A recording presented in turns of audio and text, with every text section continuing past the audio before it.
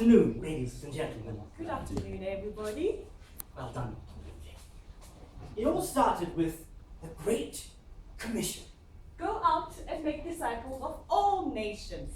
Now, you might consider this the most important task in our human history, but one that perhaps in the African context seems to have gone rather terribly wrong. Terribly wrong. For as the European Christians entered the New World, of course, Africa included, they did so as the inheritors of a supersessionist logic. They viewed themselves as being elect of God, the replacement of Israel and the new Jewish people per se. This is, of course, according to my dear friend Jennings, that is. Willie Jennings. Well done. Well, this we call the Israel complex because these new Europeans come to Africa as the new Israelites and the indigenous people now as the Gentiles that they now need to evangelize and convert. my God! So, as they enter these African lands, what is it that they find? They found native people who understood their bodies as deeply connected to the ground and what walked and grew upon it. So as you can see, of course, my dear friends, there's already quite a strong sense of a sort of an African spirituality or religion per se. Would you agree? Yes.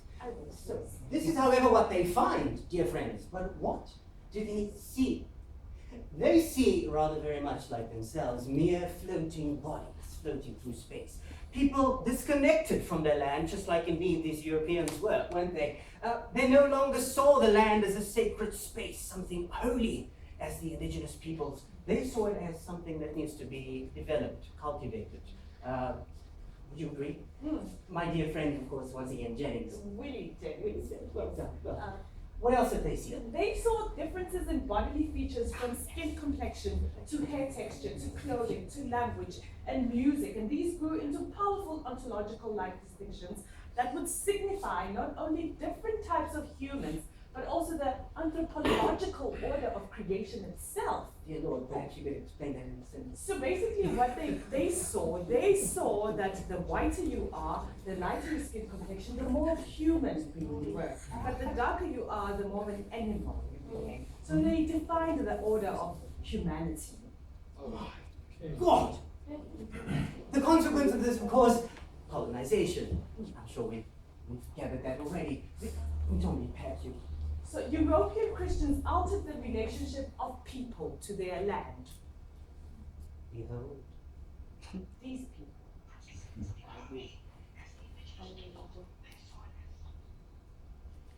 Lands were transformed, and so too were the people. Behold. The transformation. Oh, yeah. You see, dear friends, the Europeans designated themselves, well, rather others, as black, and themselves, of course, as white. The problem is, however, they transfixed whiteness as the racial index, an exemplar for humanity. Again, according to Jennings. Willie Jennings. They thus became encased in a racial vision. Yes, so people no longer identified themselves as just human, but white humans or black humans. This, of course, was the birth of. Whiteness. Oh dear, would you look at that? You know, they say an image speaks 1,000 words. Could this have been what the Africans drew on the rocks? Maybe. Perhaps. Yes. Well, moving swiftly along, you see, dear friends, whiteness sets the standards and models the social gestures that signal entrance into various forms of cultivated existence, aka civilization, human maturity, freedom, enlightenment. In other words, if you were white, you were civilized. You were more mature. You were free. How lovely. And you were enlightened. And if you were black, you were barbaric. Oh, You were very childish and immature. You were a slave, and you needed to be enlightened. God!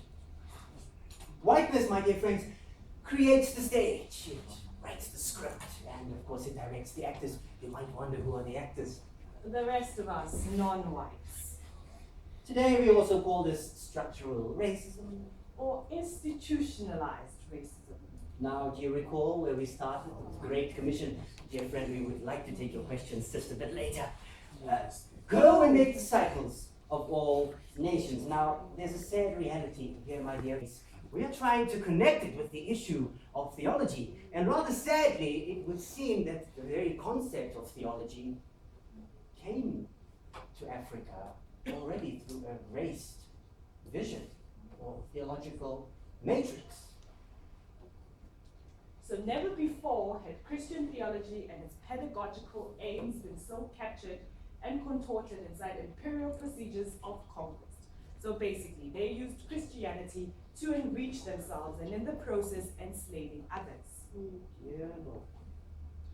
And as a result came a diseased theological vision. Isn't it sad, my dear friends, that the first encounter that the Africans had with Christianity was a diseased Christianity? Oh no boy. So, whiteness, a concealed yet powerful presence in Christian theology since the emergence of the colonial movement. A signature reality of the modern condition. My dear friends, what we're trying to say to you is that the Christian existence of today is a raced existence. The starting, hence race being the starting point of contemporary theological reflection. Why do we have to consider race when we theologize? There's three reasons for this. The first one, it opens up more comprehensive ways of grasping the modern condition of theology. And secondly, it allows for a sustained analysis of the relationship between whiteness and theology. Finally, it magnifies these intellectual ecologies within which the academic theology is, of course, formed. And the essential question here, my dear friends, is who is the theologian? Who is doing this race theology? If you will excuse us for a moment, it's getting rather hot in here.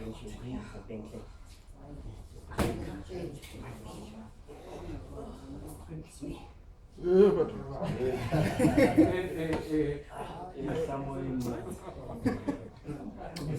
Some of them seem rather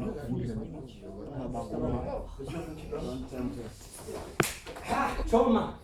So Choma, we really need to know, who is this theologian? Who is doing this theology in Africa and doing all these things and telling us we need to think about race? We will not stop until we know who is the storyteller. Yes! Choma, knowing the storyteller being hidden behind the story is not acceptable. He or she is fundamental to the modern condition of theology. We want you need to know. tell us, who are you? Who are you who's doing all this theology? Because Choma, just show them what is happening here. Look at this. Because now the problem with the ideas and the discourse behind this race theology is led by an overwhelmingly white male theological group of intellectuals. And what are they saying?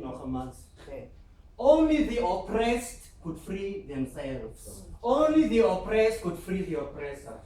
How do you even say that? And now the problem with that, when they say that, they can proudly and with moral impunity now declare that their role is not that of conscientizing and the training of blacks. So blacks can and actually should help themselves. This is by Umaluleke and Nadal. I like these two. Yeah, my Choma's this one. Choma, just tell them what now. What must we do? So, Lord ne Choma. Jesus. No, Audrey Lord. Oh. She said we must embrace difference. Okay. Difference must not be merely tolerated, but seen as a fund of necessary polarities between which our creativity can spark like a dialectic. So we must embrace the fact that we are different. Let's stop trying to say, Rainbow Nation, we are together. Color doesn't. It matters and it has implications. So within the interdependence of mutual, non-dominant differences lies the security which enables us to descend into the chaos of knowledge, go deep into this Bible, go deep into all the knowledge that we have, and return with true visions of our future, along with the concomitant power to effect these changes which can bring our future into being. Big word, Choma, I know. Choma, let us speak basically, what she is saying is that let's embrace our differences and let's acknowledge, whiteness gives you privilege and blackness disprivileges you. So we need to come together and see how these differences can actually bring us a brighter future. Amen, amen, amen. You see, friends, these white and male intellectuals, they must do more than just declare their race and their gender. They must elaborate on the precise and particular implications of their identity to that discourse, including the reparative actions evoked thereby. This is my trauma response again, Exactly, Choma. So, Maluleka also says, if the white God has been doing all the talking all along, at some stage the black God will have to raise his voice and make himself heard over and above the noises from his counterpart. Basically what he means is that black theologians need to start thinking and we need to start talking, Choma. Trauma, they can't just talk, they must lead it. Exactly, They Choma. must frame it, you know? Yes. Yes. Yes. Hey, I like this Maluleke. Actually, Trauma, this one. Wow. So we are saying that once again, these two, as you can see, we love them very much. Now, they are saying the black men and the women must enter the arena of the discourse with the intention to change its deadly course. Because what is happening, what are they saying? They are saying that the black intellectuals or the black theologians, they are like alien fraudsters in the white academy. Yeah. Oh, hey, you know, as we are preparing to finish, we are asking you to consider. Oh, Paul. Yes. There is my other trauma. This one. Check it next. Acts 17, 22 to 23. Trauma, look at this. Paul said, men of Athens, I perceive. You see? Amen. You see the I perceive? Amen. I made it in bold. Can you see it? Can you see it? I perceive. That means Paul, he went, he perceived, he looked, he studied, he observed. Yeah. He didn't come and he said, oh, you are dark, I am light. Yes. Your hair is different. Your Amen. skin is different. Let me Amen. teach you to be better because me, I'm Amen. better. You see, he did not come and brag, oh, I saw bright light from the heaven. I am the elect of God. Paul, so right? He did not come with that trauma. Yes, He said that in every way, when he saw that these men of Athens were very religious.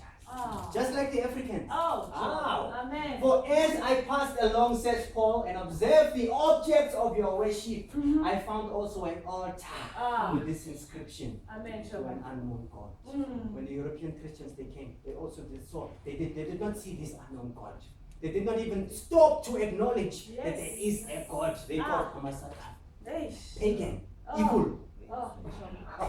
What therefore you worship as unknown, this I proclaim to you. What did he proclaim, Chama? Jesus. Yes. The gospel. Yes. He came to bring the gospel, not his own culture and colonization. None of that nonsense. Okay, and then the first part, Chama. Oh, Choma. Acts 18 verse 1. Hey. After this, he left Athens and went to Corinth.